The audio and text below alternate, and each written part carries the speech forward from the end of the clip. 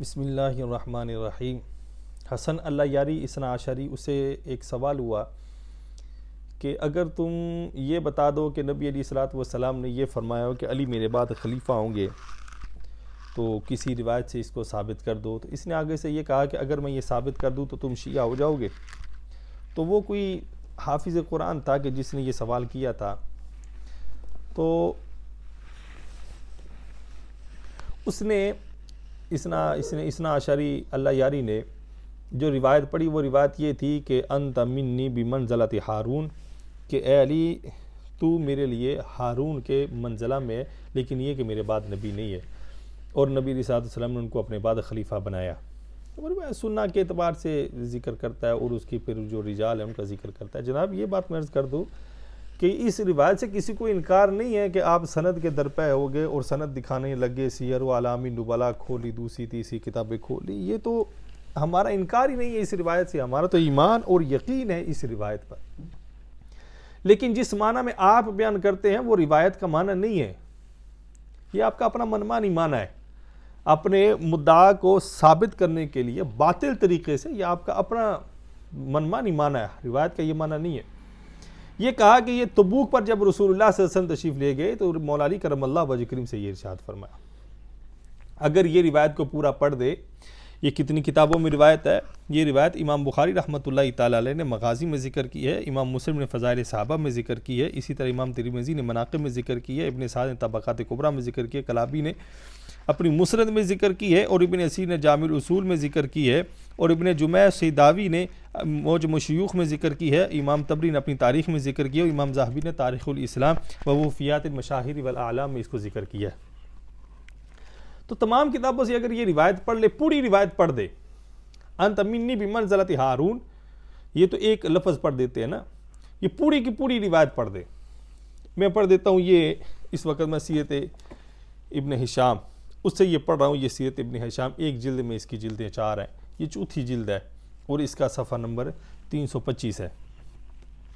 اس میں رسول اللہ صلی اللہ تعالی وسلم جب تبوک کے لیے گئے تو نبی علیہ الصلوۃ والسلام نے جو مدینہ پر عامل مقرر فرمائے وہ محمد بن مسلمہ انصاری تھے، جن کو مدینہ شریف پر عامل مقرر فرمایا، یعنی اپنا نائب مقرر فرمایا مدینہ شریف پر۔ اور بعض نے یہ کہا کہ وہ صبا بن عرفطہ تھے، وہ آگے انہوں نے سند بھی ذکر کی ہوئی ہے، لہذا جو مقصود ہے میں صرف اسی کا ذکر کرتا ہوں۔ اب عامل جو تھے مدینہ شریف پر وہ تو محمد بن مسلمہ انصاری رضی اللہ تعالیٰ عنہ تھے۔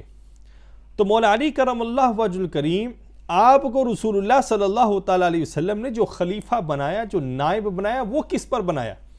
یہ روایت ہے، یہاں پہ عنوان دیا ہے ابن ہشام نے، اس جو روایت آگے ذکر کریں گے یہ باری، اس پر عنوان انہوں نے یہ دیا ہے المنافقون یرجفون بعلی، کہ جو منافق تھے وہ مولا علی کرم اللہ وجہ الکریم کے پاس آئے اور آ کر کہنے لگے کہ رسول اللہ صلی اللہ تعالی وسلم نے آپ کو پیچھے اس لیے چھوڑ دیا کہ آپ اس کے اہل نہیں ہیں، آپ کمزور ہیں، آپ ان پر وزن بنیں گے، بھار بنیں گے، اس وجہ سے آپ کو پیچھے چھوڑ دیا۔ تو جب مولا علی کرم اللہ وجہ الکریم آپ کو یہ بات منافقوں کی سنی اور بری لگی، اچھی نہ لگی، تو پھر آپ مسلح ہو کر نبی علیہ الصلوۃ والسلام کے پیچھے گئے۔ یہ روایت اس طرح ہے کہ وخلف رسول اللہ صلی اللہ علیہ وسلم علی بن ابی طالب رضوان اللہ علیہ مجمعین علی اہلہ، کہ رسول اللہ صلی اللہ تعالیٰ علیہ وسلم نے خلیفہ بنایا۔ جو یہ کہتا ہے کہ نبی صلی اللہ علیہ وسلم مولا علی کرم اللہ وجہ کو خلیفہ بنا کر گئے، وہ خلیفہ کن کے تھے؟ فرمایا علی اہلہ، رسول اللہ صلی اللہ علیہ وسلم اپنے اہل پر مولا علی کرم اللہ وجہ کریم کو خلیفہ یعنی اپنا نائب بنا کر گئے ہیں۔ جو مدینے کے عامل، جو مدینے پر نائب بنایا تھا وہ تو حضرت محمد بن مسلمہ انصاری رضی اللہ تعالیٰ عنہ تھے،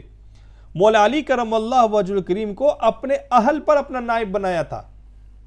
لہذا پہلا جو ان کا جھوٹ ہے وہ تو اس بات سے ظاہر ہو جاتا ہے کہ یہ کہتے ہیں کہ نبی صلی اللہ علیہ وسلم مدینہ میں چھوڑ کر گئے تو فرمایا کہ تم میرے لیے ہارون کی منزلہ میں ہو، تو لہذا جب ہارون خلیفہ تھے موسیٰ علیہ السلام کے تو لہذا یہ بات ظاہر ہو جاتی ہے۔ تو پہلی بات یہ کہ مولا علی کرم اللہ وجہ کریم کو رسول اللہ صلی اللہ علیہ وسلم نے اپنے اہل و عیال پر نائب بنایا تھا۔ وَأَمَرَهُ بِالْإِقَامَةِ فِيهِمْ فَرْجَفَ بِالْمُنَافِقُونَ وَقَالُوا مَا خَلَّفَهُ إِلَّا اسْتِثْقَالًا لَهُ وَتَخَفُّفًا مِّنْهُ فَلَمَّا قَالَ ذَلِكَ الْمُنَافِقُونَ أَخَذَ عَلِيُّ بْنُ أَبِي طَالِبٍ رضوان اللہ علیہ صلاحہ ثم خرج حتى اتى رسول اللہ صلی اللہ علیہ وسلم وهو نازل بالجرف. جب منافقوں نے یہ بات کہی کہ آپ کو تو اس لیے چھوڑا کہ آپ وزن نہ بن جائیں، بھار نہ بن جائیں رسول اللہ صلی اللہ علیہ وسلم پر، نبی صلی اللہ علیہ وسلم نے آپ کو اس لیے پیچھے چھوڑ دیا. تو مولا علی کرم اللہ وجہ کریم نے اسلحہ اپنا باندھا اپنے جسم مبارک کے ساتھ اور آپ چلے، اور مقام جرف میں رسول اللہ صلی اللہ تعالیٰ علیہ وسلم کے ساتھ جا کے ملے، اور یہ مقام جرف مدینہ سے 3 میل کے فاصلہ پر ہے. فرماتے ہیں حضرت کی فقال یا نبی اللہ، مولا علی کرم اللہ وجہ کریم عرض کی یا رسول اللہ صلی اللہ علیہ وسلم زعم المنافقون انکا انما خلفتنی انکا استثقلتنی وتخففت منی.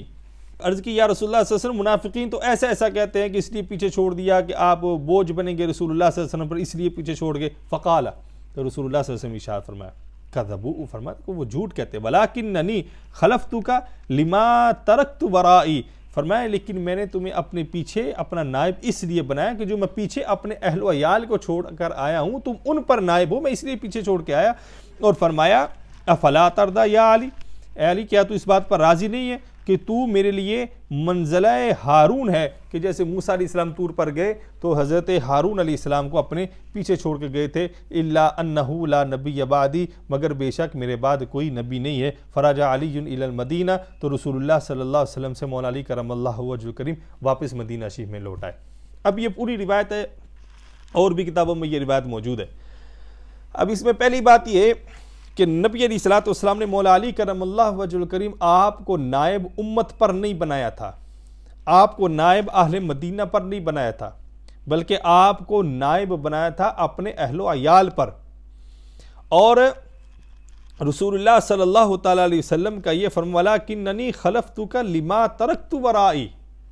میں نے تجھے اپنا نائب بنایا ہے اس لیے کہ جو میں نے پیچھے چھوڑا، یعنی میری اہل و عیال، ان پر تو نائب ہے اور تو میرے لیے منزلہ ہارون ہے.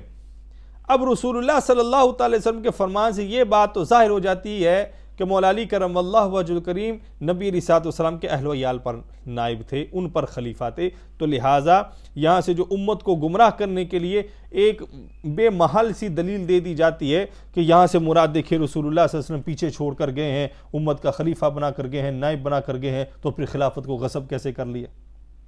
لہٰذا یہ بے معنی سی دلیل ہے. اب اس میں دوسری بات یہ کہ سیدنا ہارون علیہ السلام سیدنا موسیٰ کلیم اللہ علیہ السلام سے پہلے فوت ہو گئے. وہ تو موسیٰ علیہ السلام کی وفات کے بعد نائب تو رہے نہیں ہیں، بلکہ ایک مخصوص وقت تھا کہ جب موسیٰ کلیم اللہ علیہ السلام طور پر جانے لگے تو اپنے بھائی کو اپنا نائب مقرر کر گئے. جب واپس آئے تو ان کی نائبی ختم ہو گئی. جب ان کی نائبی ختم ہو گئی ہے تو حضرت سیدنا ہارون علیہ السلام تو موسیٰ علیہ السلام سے پہلے انتقال فرما گئے. تو جب حضرت ہارون علیہ السلام موسیٰ علیہ السلام سے پہلے انتقال فرما گئے اور یہاں پر رسول اللہ صلی اللہ علیہ وسلم مولا علی کرم اللہ وجہ کریم سے پہلے انتقال فرماتے ہیں تو یہ مماثلت تو قائم ہی نہیں رہتی ہے. جب مماثلت ہی قائم نہیں ہے تو پھر اس کے ساتھ دلیل پکڑنا کیسے درست ہوگا؟ تو لہٰذا پہلے مماثلت قائم کریں کہ ہارون علیہ السلام موسیٰ علیہ السلام کے بعد حیات رہے ہوں، پھر موسیٰ علیہ السلام کے بعد ان لوگوں نے بنی اسرائیل ان کو خلیفہ رکھا ہو. پہلے یہ مماثلت قائم کریں. یہاں پر موسیٰ کریم اللہ علیہ السلام اپنے نائب مقرر کرنے کے بعد میں انتقال فرماتے ہیں، اور وہاں پر رسول اللہ صلی اللہ علیہ وسلم اپنے مقرر کردہ نائب سے پہلے انتقال فرماتے ہیں. اور جب موسیٰ علیہ السلام نے حضرت ہارون علیہ السلام کو نائب مقرر کیا، پھر جب آپ واپس آئے تو ہارون علیہ السلام کی خلافت یعنی نائبی ختم ہو گئی یا نہیں ہوئی؟ کیا وہ قائم رہی ان کی نائبی؟ اسی طرح رسول اللہ صلی اللہ تعالیٰ علیہ وسلم جب غزوہ تبوک سے واپس تشریف لے کر آئے ہیں تو کیا مولا علی کرم اللہ وجہ کریم پھر بھی اب ان کے اہل پر خلیفہ تھے، یا ان کی نائبی رسول اللہ صلی اللہ علیہ وسلم نے ختم فرما دی کہ جب تک رسول اللہ صلی اللہ علیہ وسلم موجود نہ تھے نائب اس وقت تھے؟ اور نائب کا معنی ہی یہ ہوتا ہے کہ جو پیچھے ہوں ان پر نائب مقرر کر دیا جاتا ہے کہ تو ان کا خیال کر جب تک کہ وہ واپس نہ آ جائیں. تو رسول اللہ صلی اللہ تعالی وسلم نے اس غرض سے جناب مولا علی کرم اللہ وجہ کریم کو اپنے اہل پر نبی صلی اللہ علیہ وسلم نے نائب بنایا، امت پر نائب نہیں بنایا تھا. لہٰذا یہ غلط بیانی نہیں کرنی چاہیے. اب اس میں دوسری بات ذکر کروں، اگر یہ بات خلیفہ بلا فصل ہونے پر دلیل ہو کہ نبی علیہ الصلوۃ والسلام گئے تھے تو نبی علیہ الصلوۃ والسلام نے خلیفہ مقرر کیا تھا مولا علی کرم اللہ وجہہ الکریم کو، تو لہٰذا جب انہوں نے خلیفہ مقرر کیا تو لہٰذا امت کے بھی وہ خلیفہ ہوئے، پہلے خلیفہ۔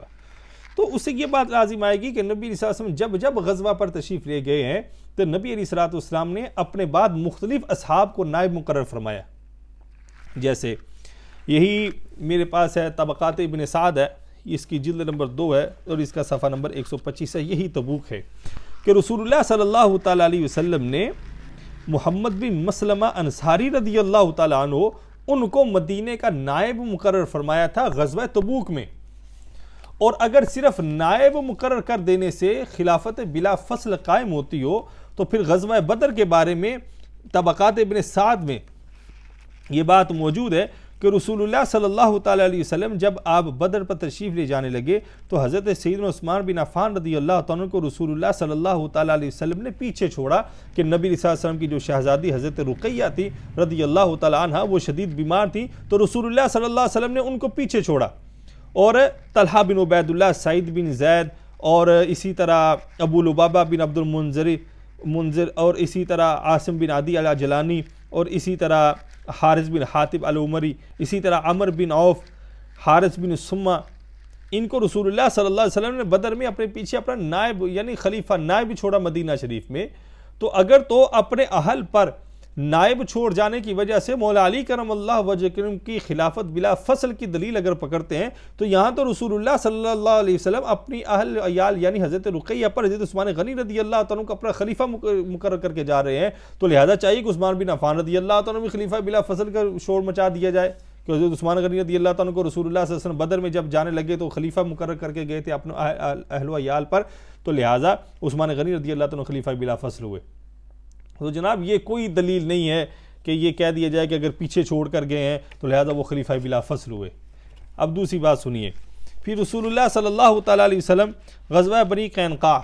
وہاں پر جب آپ تشریف لے کر گئے ہیں تو رسول اللہ صلی اللہ علیہ وسلم نے ابو لبابہ بن عبد المنذر العمری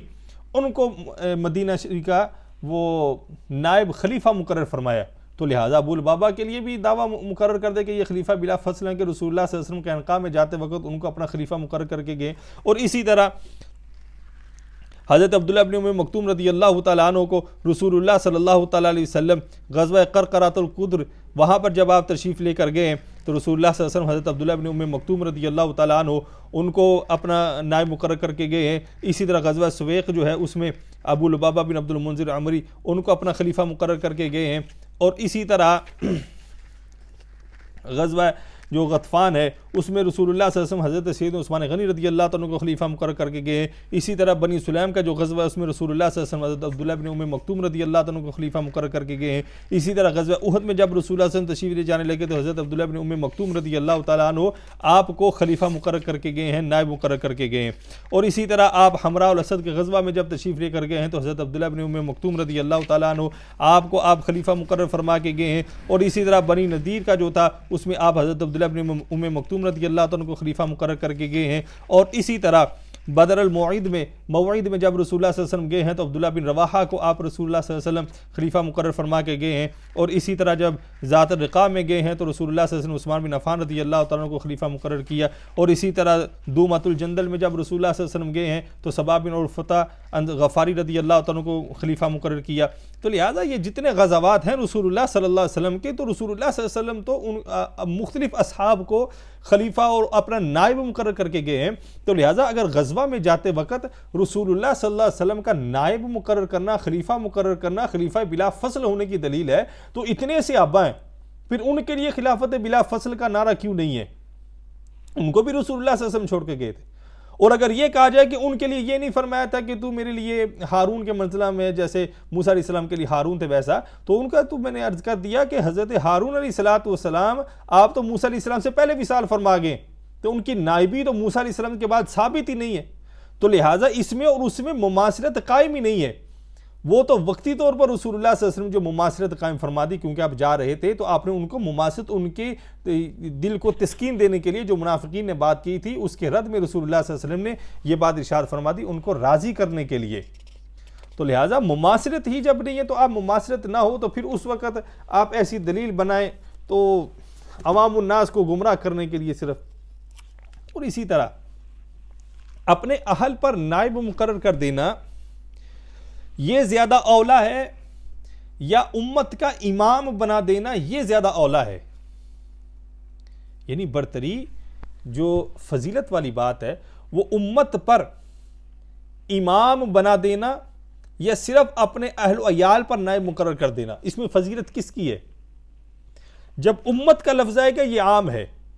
اس میں نبی علیہ الصلوۃ والسلام کی آل بھی ہیں، نبی صلی اللہ علیہ وسلم کے اہل بیت بھی ہیں، ازواج مطہرات بھی ہیں، نبی صلی اللہ علیہ وسلم کے اہل عیال سب کے سب امت میں شامل ہیں۔ اور جب یہ فرمایا مولا علی کرم اللہ وجہ کریم کو اپنے اہل پر نائب مقرر فرمایا، اس سے مراد صرف اہل و عیال ہے، تو امام بنا دینا اور امامت پوری امت کے لیے اور پھر حکم کے ساتھ ارشاد فرما دینا یہ زیادہ فضیلت والی بات ہے۔ اور یہ بات تو سیدنا ابو بکر صدیق رضی اللہ تعالیٰ عنہ کے لیے ثابت ہے۔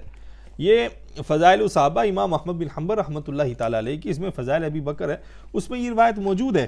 کہ رسول اللہ صلی اللہ علیہ وسلم نے حکم ارشاد فرمایا کہ ابو بکر سے کہو کہ وہ لوگوں کی امامت کریں، تو رسول اللہ صلی اللہ علیہ وسلم تو جناب ابو بکر صدیق رضی اللہ تعالیٰ عنہ کو امام بنا رہے ہیں اور ان کے پیچھے نماز بھی پڑھی ہے۔ اب یہاں پر کئی روایتیں ایسی ہیں کہ جس میں حضرت سیدنا ابو بکر صدیق رضی اللہ تعالیٰ عنہ آپ کی امامت کا ذکر ہے۔ اب دیکھیں یہاں پہ جو روایت ہے وہ 240 ہے، یہ حضرت سیدتنا عائشہ صدیقہ رضی اللہ تعالیٰ عنہ سے روایت ہے، اس کی سند سیدنا امام احمد بن حنبل رحمۃ اللہ سے شروع فرماتے ہیں عائشہ رضی اللہ تعالیٰ عنہ قال صلی ابو بکر بن ناس و رسول اللہ صلی اللہ علیہ وسلم فی الصف، کہ جناب ابو بکر صدیق رضی اللہ تعالیٰ عنہ نے لوگوں کو نماز پڑھائی اور رسول اللہ صلی اللہ علیہ وسلم صف میں موجود تھے، تو لہٰذا جو امامت کا درجہ ہے وہ زیادہ اولا ہے کیونکہ امامت میں پوری امت ہے۔ تو لہٰذا اگر اس بات کو دلیل بنایا جائے اور یہ کہا جائے کہ ان کے لیے مولا علی کرم اللہ وجہ کو رسول اللہ صلی اللہ علیہ وسلم نائب بنا کر کے خلیفہ بنا کر کے اپنے اہل پر، تو لہٰذا وہ خلیفہ بلا فصل کے زیادہ حقدار ہیں، تو بھی سیدنا ابو بکر صدیق رضی اللہ تعالیٰ کو تو رسول اللہ صلی اللہ علیہ وسلم خود امام بنایا ہے۔ اور ایک روایت میں ہے کہ جب آپ رسول اللہ صلی اللہ علیہ وسلم تشریف لے کر آئے تو ابو بکر صدیق رضی اللہ تعالیٰ پیچھے آنے لگے، تو نبی علیہ الصلوۃ والسلام نے اشارہ فرمایا کہ آگے رہیں۔